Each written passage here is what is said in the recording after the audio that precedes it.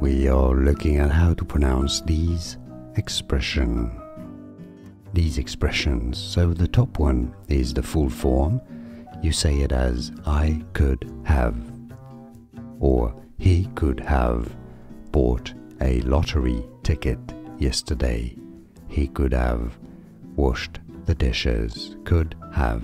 That's the full form. Now, in everyday speech, you can contract those two words together and say them as could have, could have. That's your bottom contraction on your screen. Could have, could have. An example of sentence would be, yesterday I could have taken the car to the car wash. Could have is how you contract could have. And now you know. More videos for you here to learn more interesting but confusing sometimes pronunciations. I'll see you there. Thanks for watching.